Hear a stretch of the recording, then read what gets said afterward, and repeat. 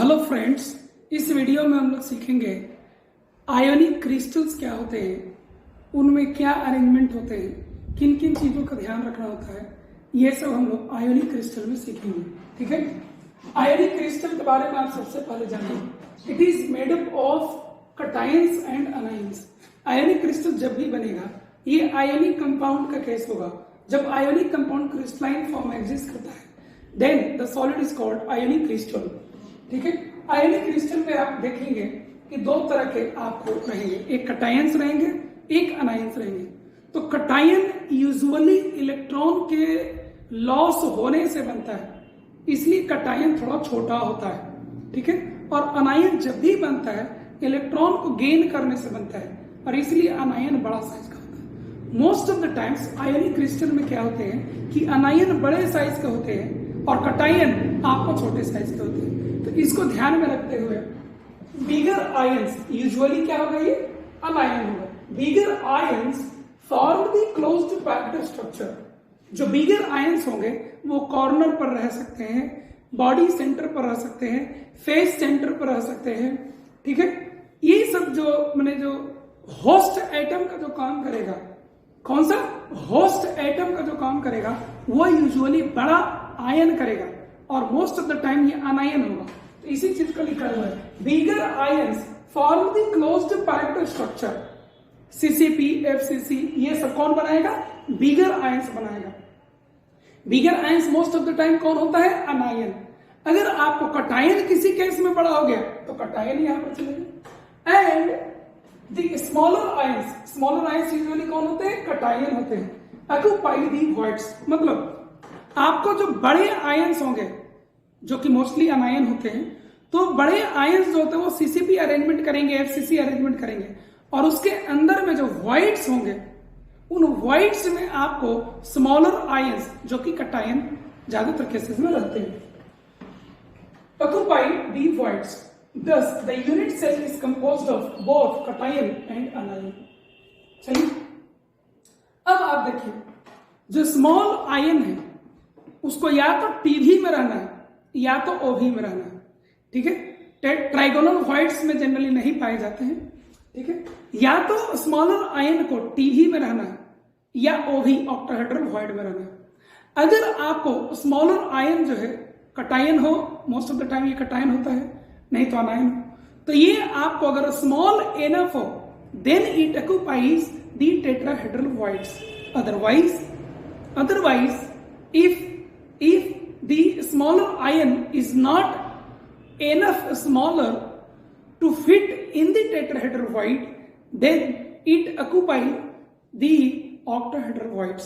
ठीक है, तो इस चीज को हम यहां पर लिखे हैं। और एक चीज और, किसी भी यूनिट सेल में जितने भी टेट्राहेड्रल वॉइड्स होते हैं और ऑक्टाहेड्रल वॉइड्स होते हैं उन सभी को ऑक्युपाई करना कोई जरूरी नहीं है। ठीक है, ऐसा हो सकता है कि केवल टीवी ऑक्युपाइड हो, केवल ओवी ऑक्युपाइड हो, कुछ टीवी कुछ ओवी ऑक्युपाइड हो, इस तरह के कॉम्बिनेशन आपको चलेंगे। ठीक है, तो नॉट ऑल द टीवी और ओवी आर ऑक्युपाइड। सारे टीवी और ओवी ऑक्युपाइड आपको नहीं होंगे। इसके बाद हमें यह जानना होता है कि जब आयोनिक क्रिस्टल हमें दिए जाते हैं तो कटायन के कुछ साइज होंगे और अनायन के कुछ साइज होंगे। तो कटायन और अनायन के साइज को देखते हुए कौन सा अरेंजमेंट में वो पाया जाएगा, इस चीज का प्रेडिक्शन हम लोग एक रूल से करते हैं जिसका नाम है radius ratio rule. Radius ratio rule ये कहता है कि अगर आपको, ये मैं लिखा हूं रेडियस रेशियो में, radius of cation R plus by radius of अनायन R minus. Most of the time आपको क्या होता है, कटायन छोटा होगा और अनायन बड़ा होगा। तो रेडियस ऑफ कटायन में रेडियस ऑफ अनायन जब आप निकालेंगे तो वो लेस देन 1 होगा। कभी कभी ऐसा भी केस आएगा कि जब आपको कटायन का साइज अनायन के साइज से बड़ा होगा, तो वैसे केस में radius of अनायन by radius of cation.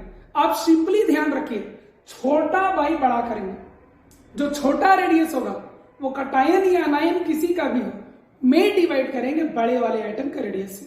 ठीक है, तो छोटा बटा बड़ा, तो ये हमेशा आपको 1 से कम आएगा। ठीक है, अगर आपको रेडियस रेशियो का वैल्यू 0.155 के बराबर, ठीक है, या उससे बड़ा, से लेकर 0.225 तक आता है तो ये आपको ट्राइगोनल वॉइड्स में एग्जिस्ट करेगा। मतलब ये है कि जो बड़ा अनायन है, कौन है? बड़ा अनायन है। बड़ा अनायन कौन है? बड़ा कौन है? अनायन है। अनायन आपको होस्ट एटम की तरह काम करेगा और कटायन आपको क्या करेगा? गेस्ट एटम की तरह काम करेगा। मतलब वॉइड में कौन जाएगा? आपको कटायन चला जाएगा आपको, ठीक है। इसी तरह से यहां पर आता है, इसका कोऑर्डिनेशन नंबर कितना हो जाएगा? तो कटायन जो वॉइड में होगा उसका कोऑर्डिनेशन नंबर आपको 3 हो जाएगा। अगर आपको रेडियस रेशियो 0.225 से 0.414 के बीच में लाई करता है तो कोऑर्डिनेशन नंबर आपको 4 हो जाता है, ठीक है। और जो कटायन जो छोटा साइज का है वो आपको टेट्राहेड्रल वॉइड में एग्जिस्ट करता है।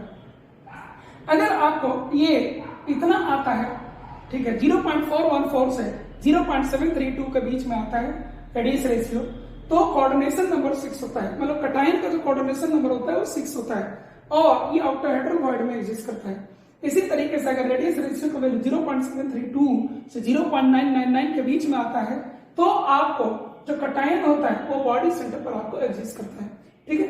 ये जो टर्म है, ये जो टर्म जो आपको यहां लिखा गया है, ये और ये तीनों मैंने आपको कैलकुलेट करके प्रीवियस वीडियो में दिखाया है। मैंने आपको कैलकुलेट किया था कि अगर आपको ट्राइगोनल वॉइड्स हो तो रेडियस रेशियो किसके बराबर होना चाहिए, टेट्राहेड्रल वॉइड हो तो रेडियस रेशियो किसके बराबर होना चाहिए, और ऑक्टाहेड्रल वॉइड हो तो ये किसके बराबर होना चाहिए। ये मैं क्लियर कर दिया। अब अगला क्वेश्चन उठता है कि ये रेंज कैसे आ गई, ये रेंज कैसे है, इसको मैं आपको सेपरेटली आपको एक्सप्लेन कर देता हूं, ठीक है।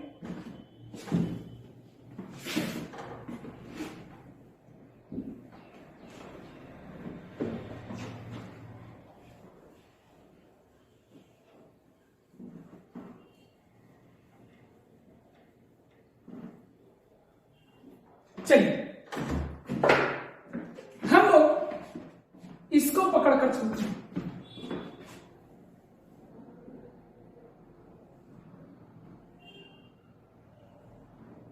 ये आपका तीनों एटम्स एक दूसरे से टचिंग कंडीशन में,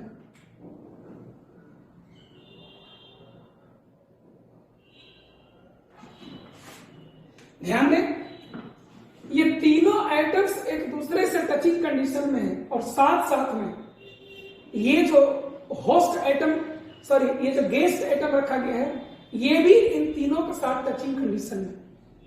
ये एटम इन तीनों से टचिंग कंडीशन में है और ये एटम भी एक दूसरे से टचिंग कंडीशन में। ये आपको इस अरेंजमेंट का मोस्ट स्टेबल केस होगा और इस केस में रेडियस रेशियो का वैल्यू 0 ट्राइगोनल वॉइड है 155 के बराबर।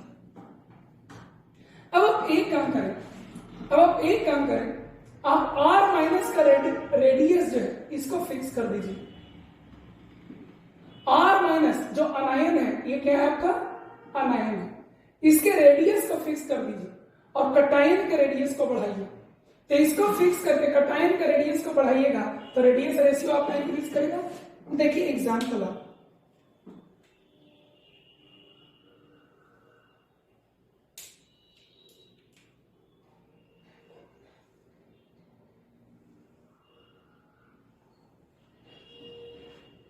इस तरह से, इससे ये रेडियस आपने सेम रखा, आपने केवल गेस्ट एटम के रेडियस को बढ़ा दिया।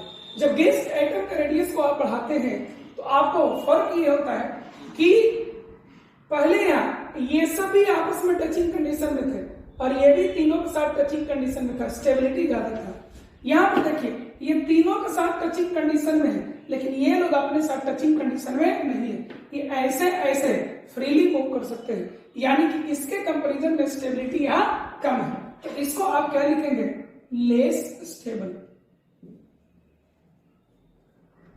और यहां पर आप देखिए R plus by R minus में अनायन का रेडियस आपने सेम रखा, कटायन के रेडियस को बढ़ाया तो ये आपको क्या हो जाएगा, ग्रेटर देन 0.155 हो जाएगा।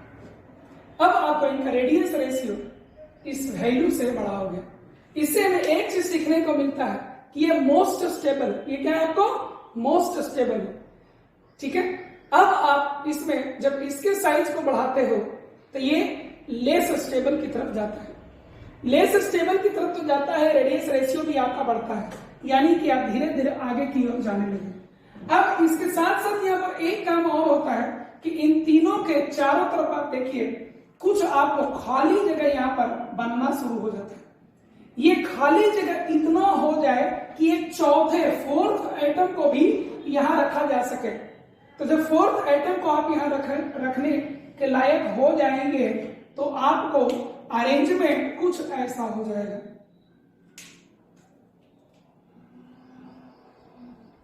आपको अरेंजमेंट कुछ ऐसा हो जाएगा जहां पर इसके साइज को और बड़ा करने से यहां पर स्पेसेस और बढ़ते चले जाएंगे और फोर्थ एटम को भी रखने का यहां पर जगह बन जाएगा। और जैसे ही आप फोर्थ एटम को रख पाते हो आप कोऑर्डिनेशन नंबर 4 में आ गए और आप फिर से इन चारों की वजह से जो टेट्राहेड्रल व्हाइट बनेगा उसमें ये आपको गेस्ट एटम रखा जाएगा, यानी कि आप फिर से यहां पर पहुंच गए। समझ गए? तो यहां से हमें एक चीज सीखने को मिलता है कि 0.155 मोस्ट स्टेबल केस होता है इसका। जैसे जैसे आप कटाइन के रेडियस को बढ़ाते हैं आपको यहाँ स्पेस तो बढ़ते चले जाएगा, लेकिन साइमल्टेनियसली आपको अरेंजमेंट का स्टेबिलिटी डिक्रीज होते चला जाएगा। डिक्रीज होते होते होते होते ठीक है, जैसे ही यहाँ पर एनफ स्पेस होगा so that a fourth atom can be accommodated here with touching condition, then coordination number changes to 4 and radius ratio also changes to 0.225। इसी तरह से आप इसमें जा सकते हैं, इसी तरह से आप इसमें जा सकते हैं। ठीक है, तो इसको आप याद रखिएगा, ये आपको सॉलिड स्टेट के न्यूमेरिकल बनाने में आपको काम आएगा। ठीक है, तो इस सॉलिड स्टेट का न्यूमेरिकल यहाँ कैसा कैसा आ सकता है मैं आपको एक एग्जाम्पल लेके करना सिखाता हूं। ठीक है,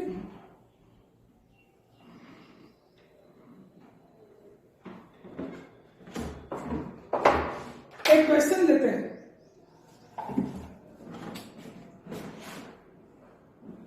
radius of radius of A plus and B minus are 99 picometer and 181 picometer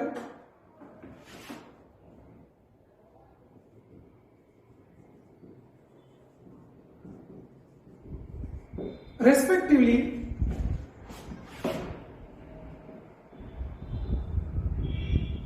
Predict the coordination number of A plus. Predict the coordination number of A plus. सबसे पहले आप देखने के साथ ये देखें कि कटायन हमारा 99 पिकोमीटर है और अनायन 181 पिकोमीटर। तो इसमें छोटा कौन हो? कटायन। तो लिखेंगे radius of cation by radius of अनायन। कितना हो जाएगा? 99 बाय 181।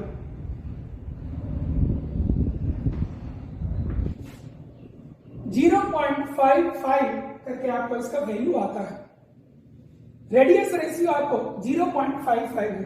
आप यहां पर आ जाइए, 0.414 यहां है, 0.414 से बड़ा और 0.732 से छोटा, यानी इस केस में है। यानी कि कोऑर्डिनेशन नंबर कितना हो जाएगा? तो कोऑर्डिनेशन नंबर आपका 6 हो जाएगा। किसका? तो A प्लस। A प्लस क्या होगा? गेस्ट एटम होगा। तो होस्ट एटम कौन होगा? होस्ट एटम आपको बड़ा वाला, यानी कि B माइनस होगा। इस तरीके से आप क्वेश्चन को बना सकते हैं। ठीक है,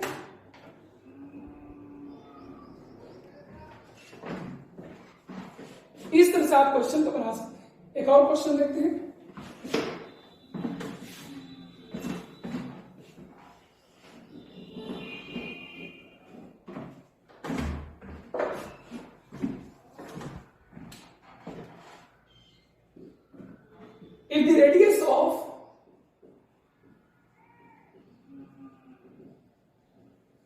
If the radius of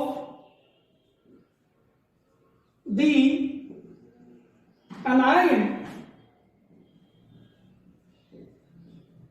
an ionic solid is 200 picometer. What could be the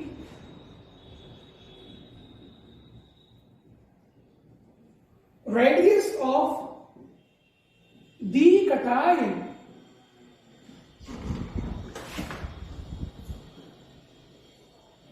that fits exactly into a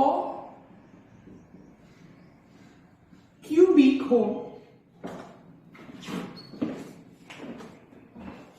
question आपको ये, if the radius of an ion in an ionic solid is this one, question में दिया हुआ है radius of an ion is 200 picometer. आगे लिखा है what could be the radius of the cation that fits exactly into a cubic hole.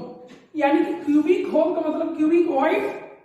Cubic wide किसको कहेंगे? Body centred को कहेंगे. क्यूबिक वाइड किसको कहेंगे?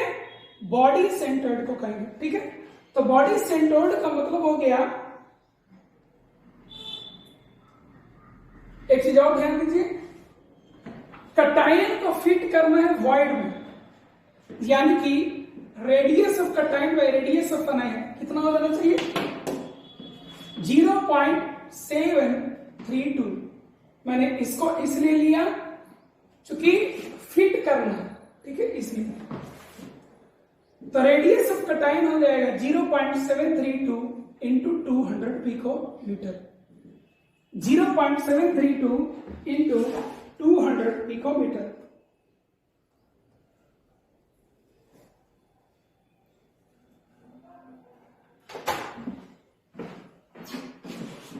वन 46.4 पिकोमीटर आपको आंसर हो जाएगा.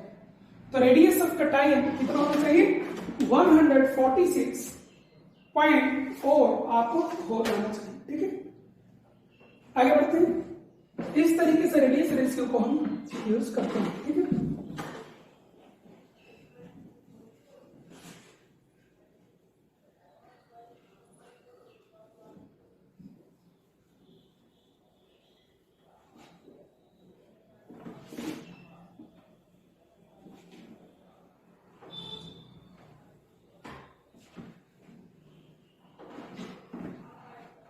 हमें कई तरह के आयोनिक क्रिस्टल्स भी पढ़ने होते हैं. हमें कई तरह के आयोनिक क्रिस्टल भी पढ़ने होते हैं, जिसमें 2-3 काफी डिटेल में हमें पढ़ने हैं. ठीक है,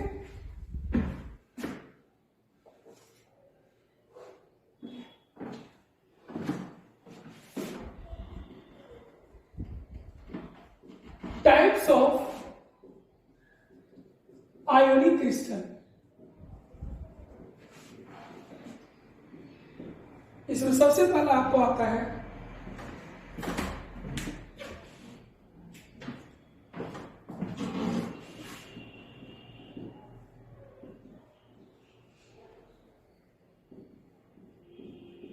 रॉक सॉल्ट स्ट्रक्चर और NaCl टाइप. क्वेश्चन में ये दिया हुआ रहता है किस तरह. ठीक है, इसका डायग्राम कैसा होगा?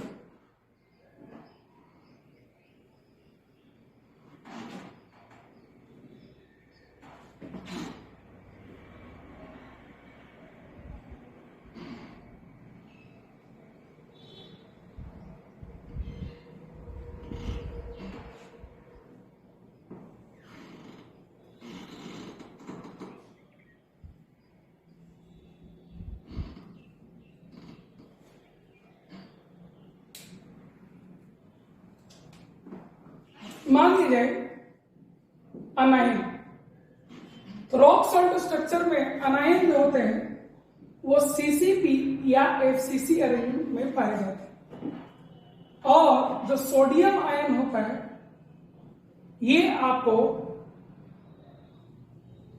ऑल ऑक्टाहेड्रल वॉइड पर पाए जाते हैं। मैं क्लोराइड आयन को सर्किल से रिप्रेजेंट कर रहा हूं और सोडियम आयन को स्क्वायर से।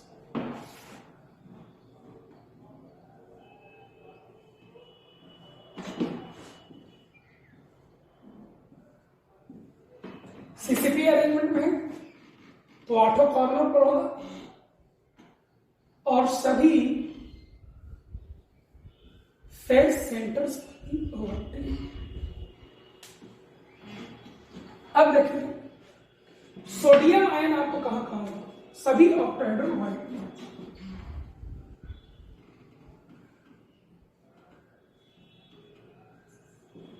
ऑक्टाहेड्रल वॉइड का मैंने पढ़ाया था, सभी 8 सेंटर्स पर होते हैं।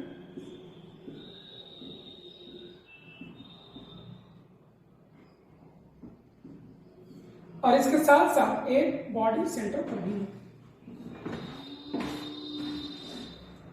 ये आपको सोडियम क्लोराइड का स्ट्रक्चर है।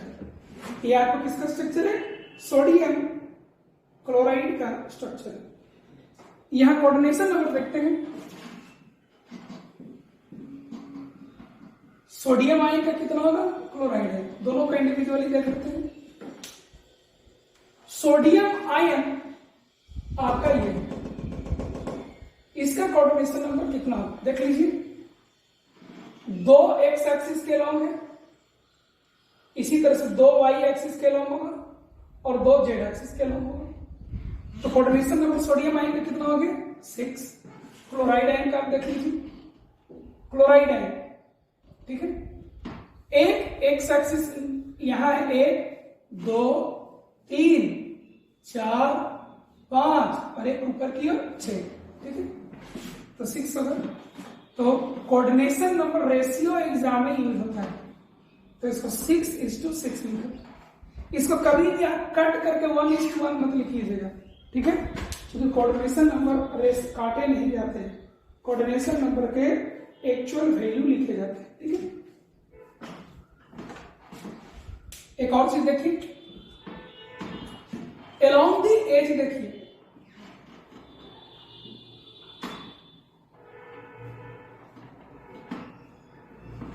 अलोंग द एज क्या होगा? आपको 2 कटायन है,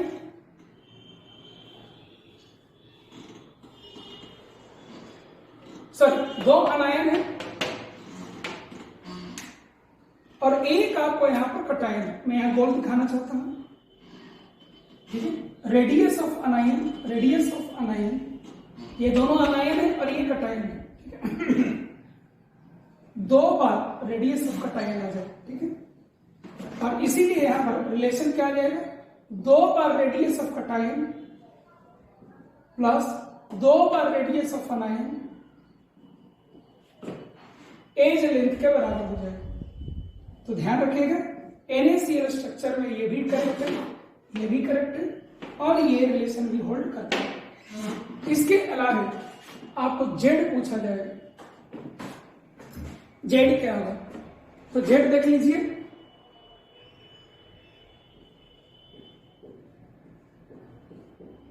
सोडियम आयन के लिए, सोडियम आयन कहां मौजूद है?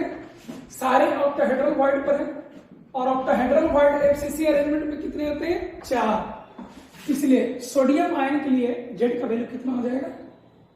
4। Chloride ion, chloride ion CCP में है और CCP में जब एटम्स होते हैं तो उसका जेड का वैल्यू कितना होता है? 4। तो इसीलिए हम लोग लिख सकते हैं जेड ऑफ NaCl कंप्लीट, इसके भी 4 आयन, इसके भी 4 आयन, टोटल कितने हो जाएंगे? 4 आयन्स। तो इसका डेंसिटी का जब क्वेश्चन आपको आएगा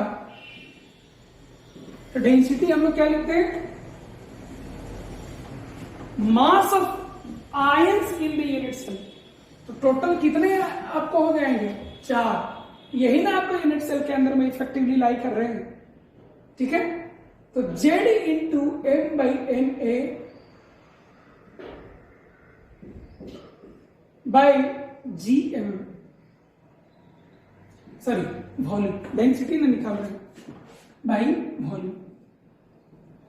तो जेड की जगह पर 4, एम की जगह पर जो भी है सोडियम क्लोराइड है तो 58.5 Na इंटू वी क्यू। इसको सोल्व करेंगे, हमें डेंसिटी वगैरह यहां से आ जाएगी। ठीक है,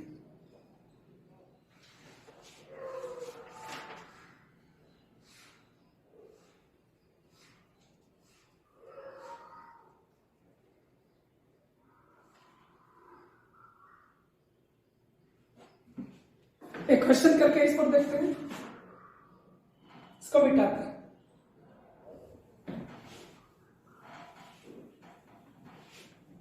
सबसे ज्यादा इंपॉर्टेंट आपको रॉक सॉल्ट स्ट्रक्चर ही होता है।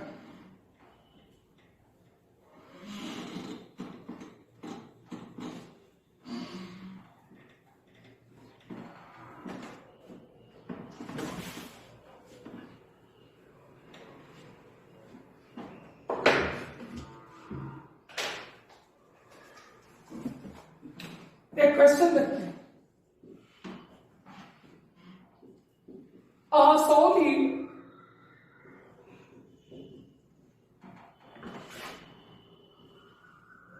has NaCl type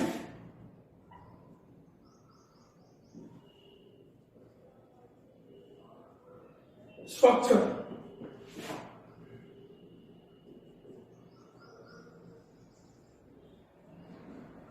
The radius of anion is 250 picometer.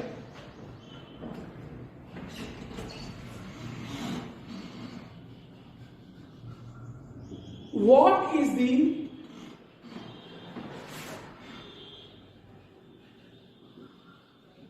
radius of cation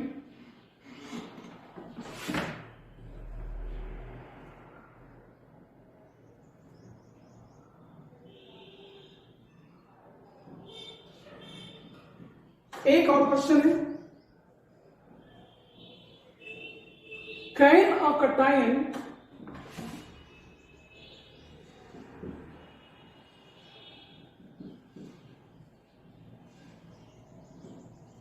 having radius of 180 picometer be slipped into the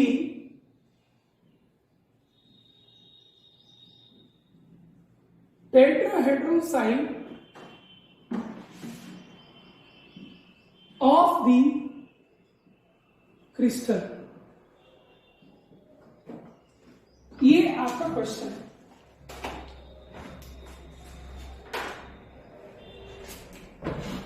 देखा जाए NaCl टाइप स्ट्रक्चर, ऐसे ही क्वेश्चन में लिखा रहेगा कि NaCl टाइप स्ट्रक्चर। तो अभी मैंने जो पढ़ाया आपको कि NaCl में क्या क्या चीज होता है, वो सारी बातें आपको इंफॉर्मेटिव है, याद रखने होंगे। The radius of anion is, लिख लीजिए, radius of anion is 250 picometer. What is the radius of cation? आपसे पूछा गया है रेडियस ऑफ कटायन क्या है। मैंने आपको पहले ही बोल रखा है कि NaCl टाइप में radius of cation by radius of अनायन। ठीक है, कटायन कहां रहता है आपको? कटायन आपको ऑक्टाहेड्रल वॉइड में रहता है। कटायन कहां रहता है? ऑक्टाहेड्रल वॉइड में। तो रेडियस रेशियो रूल आपको ऑक्टाहेड्रल वॉइड का कितना हो जाएगा? 0.414। कितना हो जाएगा आपको? 0.414 आपको ऑक्टाहेड्रल वॉइड का रेडियस रेशियो रूल हो जाएगा। ठीक है, इसको आप सॉल्व कर लीजिए। Radius of cation is 0.414 into 250 picometer. इसको सॉल्व करने पर आपको लगभग आ जाएगा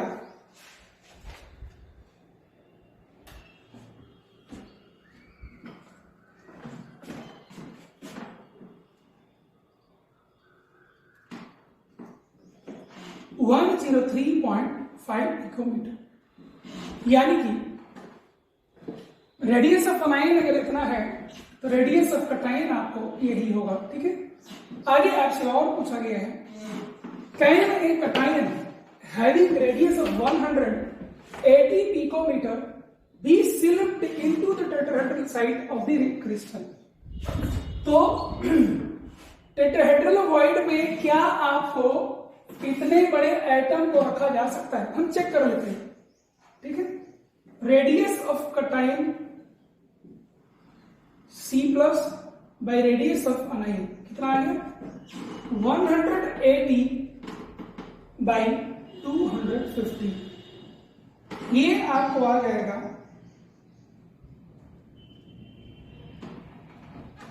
0.72।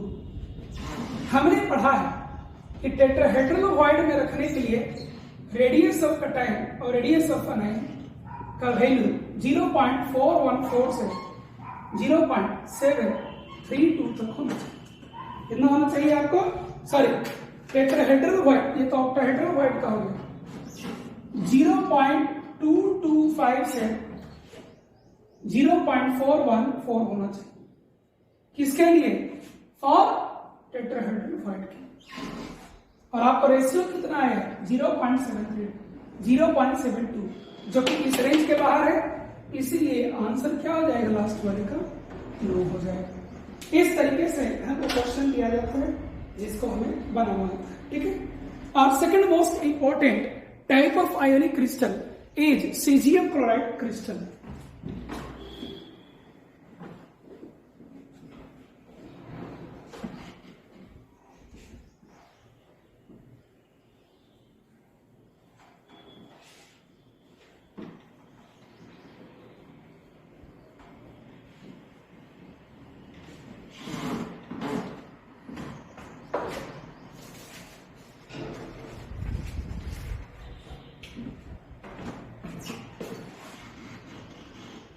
Second, caesium chloride crystal CaCl type.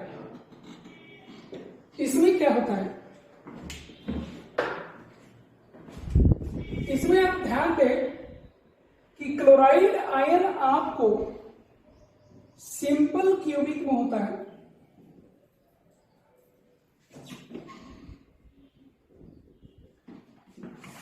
और सीजियम आयन आपको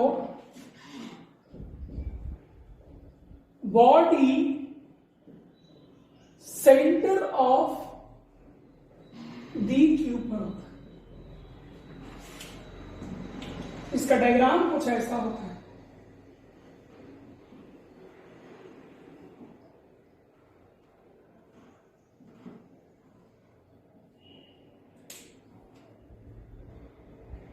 क्लोराइड आयन सिंपल क्यूबिक में होता है,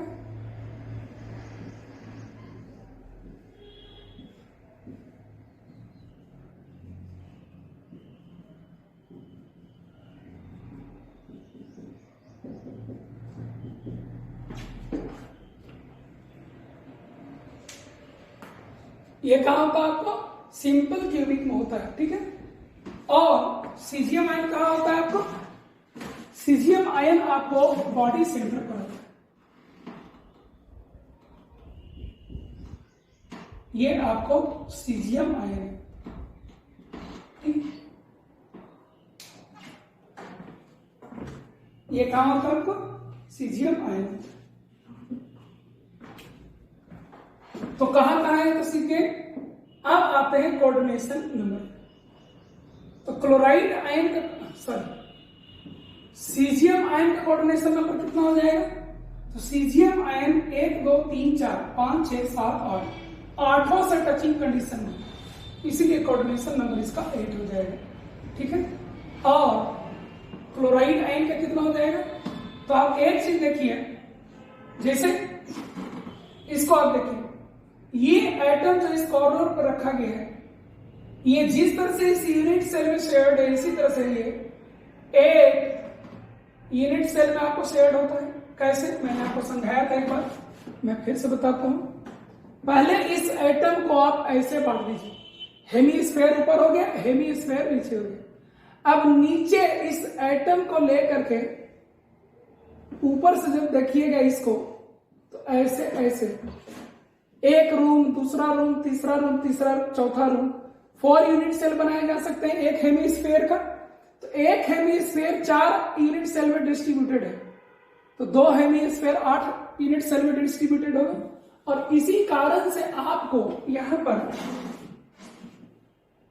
इसके साथ टचिंग कंडीशन में ये है, और ऐसे ऐसे 8 यूनिट सेल में इसको सीजियम आयन टचिंग कंडीशन में, क्लोराइड आयन कितना हो जाएगा 8। तो कोऑर्डिनेशन नंबर रेशियो अगर इसमें क्वेश्चन में पूछा जाएगा तो 8:8। मैंने पिछले वाले में भी कहा था कि 8:8 को कैंसिल करके 1:1 नहीं करेंगे आप, ठीक है। अब आ जाइए जेड, तो जेड यहां पर कितना हो जाएगा, जेड ऑफ सीजियम क्लोराइड। तो सीजियम आयन कंप्लीटली इसके अंदर लाई कर रहा है, और क्लोराइड आयन 8 है, और सभी का 1/8 कंट्रीब्यूशन है। तो सीजियम आयन जो आपका, सीजियम आयन ये कंप्लीटली लाई कर रहा है, और क्लोराइड आयन आपको 8 × 1/8 है, ठीक है। तो इसीलिए ये भी 1 है और ये भी 1 है। तो जेड इसका वैल्यू कितना हो जाएगा आपको 1 हो जाएगा। जेड का वैल्यू कितना हो जाएगा आपको 1 हो जाएगा। इसमें एक चीज और सीखिए, touching condition along the cube diagonal है। टचिंग कंडीशन अलोंग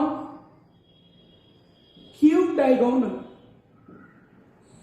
और इसीलिए हम लोग लिख सकते हैं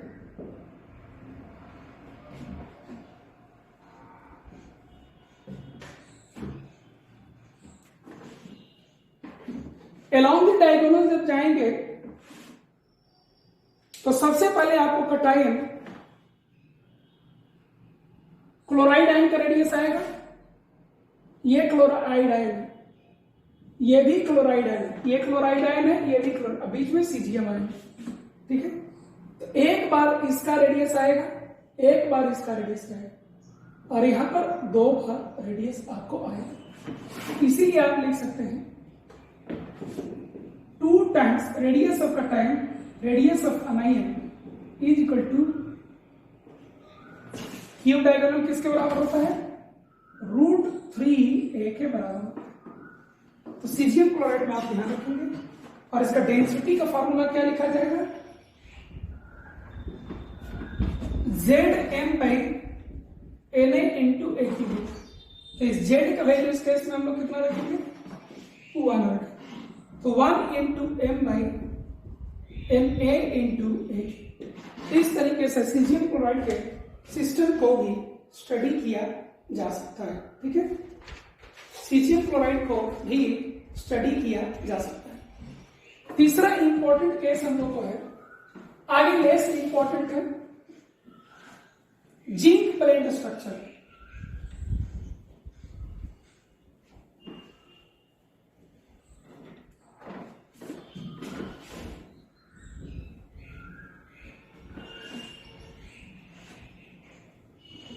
आगे क्या है आपको, zinc plane structure.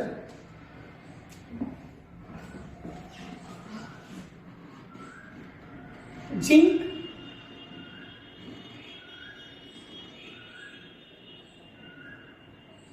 Blend structure.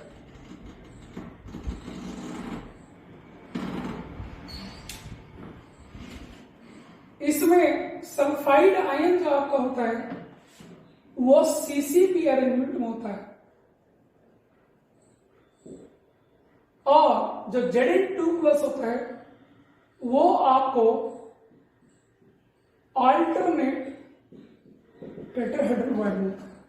कहां होता है आपको, अल्टरनेट टेट्राहेड्रल वॉइड में होता है। कोऑर्डिनेशन नंबर अगर हम बात करें तो सल्फाइड आयन का भी 4 होता है, और जिंक प्लस आयन का भी 4 होता है। जेड का वैल्यू करें तो सीसीपी अरेंजमेंट में है, तो जेड का वैल्यू आपको 4 हो जाएगा। सीसीपी अरेंजमेंट वालों का 4 होता है, ये 4 है, ठीक है, और अल्टरनेट टीवी में है, तो ये 8 होना चाहिए, लेकिन अल्टरनेट है, एक छोड़कर है, तो ये भी 4 हो जाएगा। 4 4 तो जेड कितना हो जाएगा? 4। तीसरा एक और इंपॉर्टेंट स्ट्रक्चर आपको होता है, वो है fluoride structure.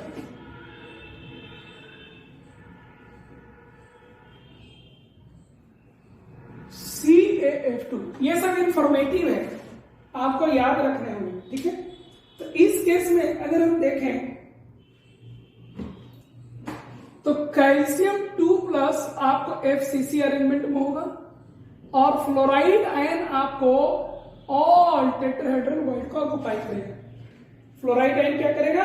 All tetrahedral void को आपको ऑक्युपाई करेगा। कोऑर्डिनेशन नंबर आपका कैल्शियम 2+ का 8 हो जाएगा, और फ्लोराइड आयन का आपको 4 हो जाएगा। कैल्शियम 2+ का 8 हो जाएगा, फ्लोराइड आयन का 4 हो जाएगा। जेड की बात करें, जेड, तो जेड आपको कैल्शियम 2+ का 4 हो जाएगा, और फ्लोराइड आयन का 8 हो जाएगा। CaF2 का देखेंगे तो आपको 4 हो जाएगा। तो डेंसिटी के फॉर्मूला जब आप यूज करने जाएंगे तो आप कितना यूज करेंगे? आप 4 यूज करेंगे, ठीक। एक और आपका होता है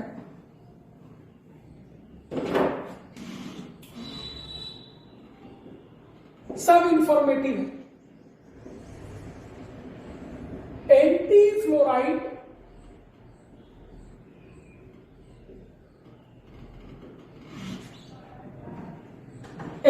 फ्लोराइड स्ट्रक्चर। क्या नाम है इसका? Anti fluoride structure.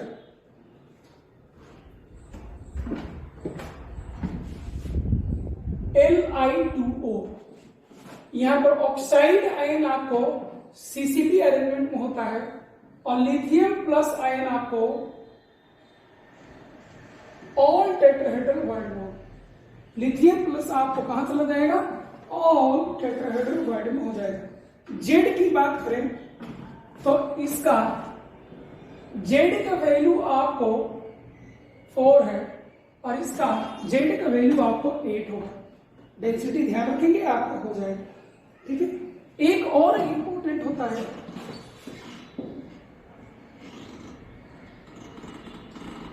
Corundum structure,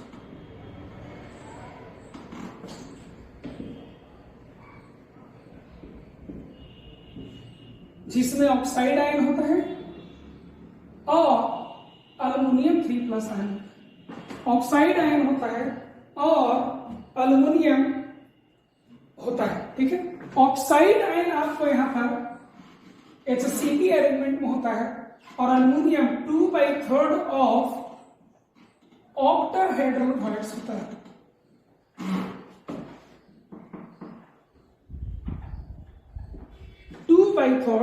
octahedral voids आपको होता है, ठीक है। तो जेड का वैल्यू अगर इसका देखें तो HCP अरेंजमेंट में जेड का वैल्यू 6 होता है, तो ऑक्टाहेड्रल वॉइड भी 6 हो जाएगा, तो इसका नंबर हो जाएगा 2/3 ऑफ 6, यानी कि 4, ठीक है। तो आप यहां से L2O3 का जो निकालने जाएंगे तो आपको आ जाएगा। एक और इंपॉर्टेंट स्ट्रक्चर होता है रूटाइल स्ट्रक्चर। क्या होता है? Rutile structure.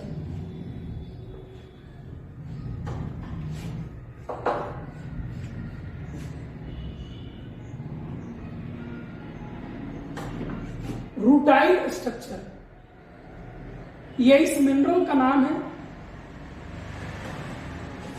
Rutile structure. Rutile structure TiO2 होता है, टिटेनियम ऑक्साइड होता है। क्या होता है? Titanium oxide. इसमें ऑक्साइड आयन आपको HCP अरेंजमेंट में होता है, और टिटेनियम आयन आपको half of all the octahedral voids। तो हाफ इंटू ये कितना हो जाएगा?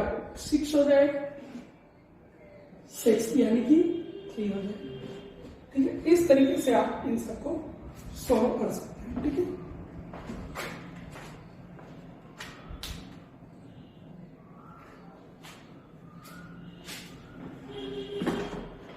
इन सभी का एग्जाम्पल और यूज करना हम लोग नेक्स्ट वीडियो में सीखेंगे, ठीक है। बहुत अच्छा एग्जाम्पल लेंगे, ठीक है।